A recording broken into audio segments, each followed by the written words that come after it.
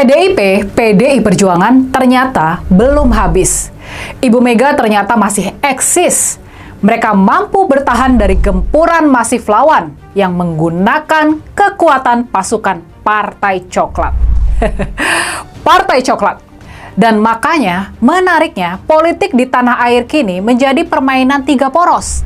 Ada poros Pak Prabowo, ada poros Pak Jokowi, dan ada juga poros Ibu Megawati. Tampaknya, sepertinya, kondisi ini yang sejak awal dikhawatirkan sama Pak Jokowi, yang konon sangat ahli dalam berpolitik tersebut. Dia yang berniat menjadikan politik Indonesia jadi permainan dua poros, yakni Prabowo vs Jokowi, Prabowo vs Gibran, kini harus menghadapi adanya pemain ketiga di percaturan politik elit nasional. Ibu Mega ternyata masih eksis, PDIP belum habis. Bisa-bisa malah keluarga Jokowi yang dibuat menangis. Upaya Pak Jokowi buat melemahkan PDIP atau bahkan menguasai partai tersebut lewat proksi-proksinya boleh dikata gagal total. Memang kita masih harus menunggu Kongres PDIP, kemungkinan di bulan April depan, buat mendapat kepastian apakah Ibu Mega masih tetap bertahan sebagai Ketua Umum.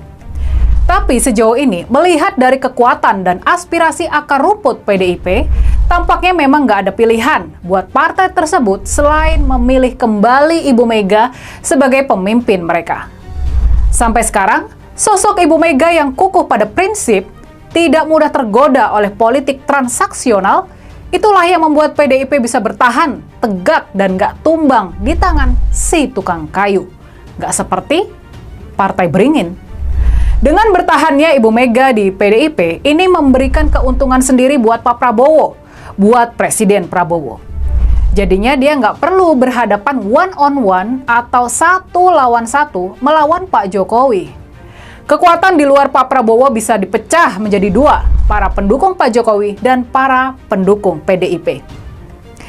Dan di sini Pak Prabowo jadi punya kekuatan buat menghantam Pak Jokowi dan para kroninya yang selama ini banyak cawe-cawe, banyak campur tangan di urusan pemerintahannya.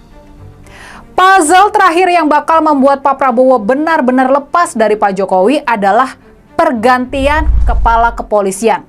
Pergantian Kapolri Listio Sigit, orang dekat dari Pak Jokowi. Dengan direbutnya kontrol terhadap polisi oleh Pak Prabowo, praktis Pak Jokowi nggak bisa cawe-cawe lagi. Nggak bisa leluasa lagi menakut-nakuti lawan-lawan dan juga kawan-kawannya lewat berbagai kasus hukum seperti yang pernah terjadi pada Ketua Umum Partai Beringin. Soal kapan Pak Prabowo bakal melakukan move-nya mengganti Kapolri Listio Sigit, kita tentunya berharap itu bakal secepatnya dilakukan. Tapi memang Pak Prabowo pastinya butuh waktu dan harus punya orang yang tepat buat membereskan kepolisian usai diporak-porandakan oleh orang-orangnya Pak Jokowi. Dan soal pergantian Kapolri ini, Presiden Prabowo pastinya harus mendapat dukungan dari PDIP agar semua proses bisa berjalan lancar, terutama di parlemen. Sekarang, dari sisi Pak Jokowi. Buat Pak Jokowi, keadaan pertarungan tiga poros ini pastinya bikin rumit, bikin serba rumit. Sampai sekarang dia belum mendapat dukungan yang kuat dari partai politik. Pak Jokowi dan Gibran bahkan belum punya partai politik baru sejak dipecat dari PDIP. Rencana buat bergabung di Partai Golkar, partai tiga besar di parlemen, bersama-sama dengan PDIP-nya Ibu Mega dan Partai Gerindranya Pak Prabowo, sampai sekarang belum juga bisa terwujud. Tampaknya semakin hari, semakin besar penolakan dari internal Partai Golkar terhadap keluarga yang katanya Raja Jawa ini. Semakin hari aspirasi para kader Partai Golkar adalah merapat kepada penguasa, kepada Presiden Prabowo. Ini sesuai dengan karakter partai tersebut yang selalu bergabung dengan penguasa. Makanya, buat Pak Jokowi, tanpa punya dukungan partai besar di parlemen, apalagi nanti dengan hilangnya pengaruh dia di kepolisian, posisi tawar dia di hadapan Pak Prabowo menjadi semakin lemah. Posisi tawar Wakil Presiden Gibran pun semakin hari semakin pudar, hingga nyaris tidak terdengar lagi. Semakin kondisi sekarang ini dibiarkan berlarut, posisi Pak Prabowo dan Ibu Mega bakal semakin menguat. Sementara itu, posisi Pak Jokowi semakin melemah dan dia bakal semakin ditinggalkan. Kedepan kita bakal terus menyaksikan manuver politik tiga poros ini. Kita bakal terus menonton bagaimana Pak Prabowo, Ibu Mega, dan Pak Jokowi terus beradu manuver sampai akhirnya ada satu di antara tiga raja dan ratu politik itu tumbang. Siapa yang bakal tumbang duluan? Gimana kalau menurut kalian? Ya, halo teman-teman, selamat datang lagi di channel ini. Salam inspirasi, salam NKRI, harga mati. Ya, sangat menarik sekali tadi disampaikan oleh Saudari Rini Budoyo. Ternyata Bu Mega masih eksis, ya, dan keluarga Pak Jokowi bisa saja yang akan jadi menangis. Luar biasa. Tadi sempat disebutkan politik tiga poros di kancah nasional. Ya, tentu ada presiden kita, Bapak Prabowo Subianto, ada Ketua Umum Partai PD Perjuangan, Ibu Megawati Soekarno Putri, dan mantan Presiden ke-7 Republik Indonesia, Joko Widodo. Nah, tentu kalau kita melihat berbagai instrumen politik yang terjadi pada bangsa dan negara ini, bagaimana instrumen politik yang dijalankan dengan berbagai strategi-strategi politik yang mungkin bisa kita menilai bagaimana perjalanan-perjalanan dari ketiga tokoh ini. Nah, kemudian tadi bahwa ketika kita mengetahui Pak Prabowo sebetulnya lebih membutuhkan PDIP dibandingkan Jokowi, karena Jokowi sudah nggak ada apa-apanya lagi, meskipun banyak menyebutkan pendukung massa Jokowi sangat besar sekali. Tapi kalau kita melihat PDIP yang duduk di kursi parlemen saat ini, tentu Pak Prabowo lebih membutuhkan ya PDIP untuk bergabung di dalam pemerintahan.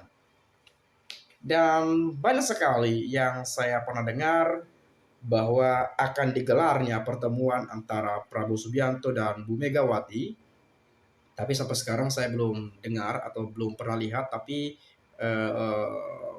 wacana-wacana itu sudah terus bermunculan di publik.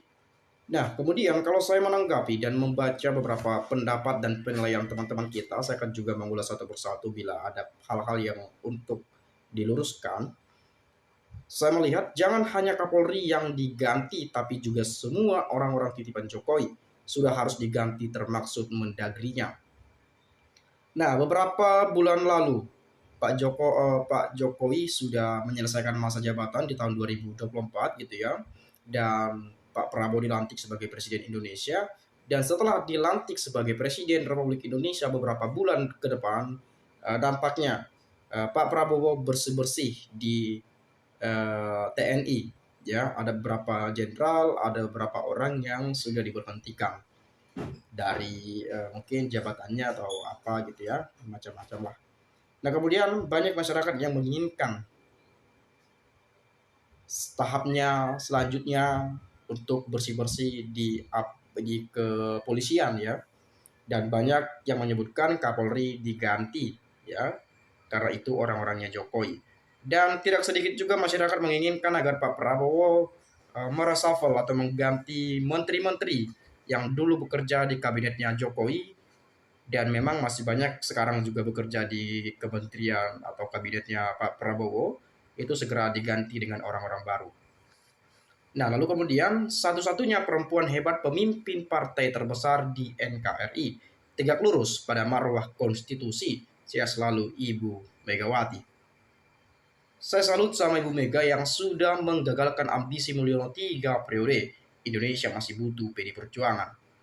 Nah, narasi 3 periode ini sudah merebar luas di seluruh pelosok negeri ini, ya. Dan kalau kita melihat, ternyata permintaan 3 periode tersebut digagalkan, ditolak, tidak diberi restu oleh PD Perjuangan dan Bu Megawati Soekarno Putri. Karena bagaimanapun mereka adalah kader Pak Jokowi kader PDIP Partai yang pengusung pada saat itu, dan kemudian mereka menolak permintaan 3 periode atau setidaknya pertambahan masa jabatan. Lalu kemudian, buah yang busuk akan jatuh sendiri dari pohonnya. Yang suka cawe-cawe, doakan Pak Presiden Prabowo dan Ibu Megawati Soekarno Putri bertemu dan bersatu. Sehat dan kuat Pak Presiden Prabowo dan Ibu Mega. God bless you. Tetap Ibu Megawati Soekarno Putri, dan semoga pertemuan Ibu Megawati dan Bapak Prabowo Subianto cepat terlaksana untuk jalan memperbaiki keadaan negeri, karena hukum konstitusi sudah dilumpuhkan atau sudah lumpuh gitu ya, sedang tidak baik-baik saja. Benar, Pak Prabowo harus ganti itu kepala Kapolri. Kalau tidak, maka hukum akan cacat selamanya, karena rakyat sudah nggak percaya lagi sama si baju coklat itu. Nah, bagaimana kita melihat bahwa keterlibatan Parcok juga dan hal-hal yang lain yang banyak sekali netizen beranggapan negatif terkait institusi Polri saat ini. Dan tidak sedikit masyarakat mengatakan itu bahwa mereka sudah rusak, sudah hilang kepercayaan terhadap kepolisian.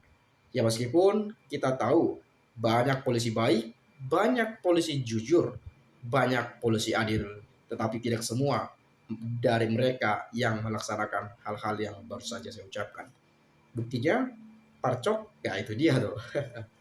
Oke, kemudian terbukti PDIP adalah partai besar yang syarat pengalaman dia memilih di luar pemerintah, tapi tidak sebagai oposisi setia mendukung pemerintah. Pak Prabowo ini merupakan strateginya juga.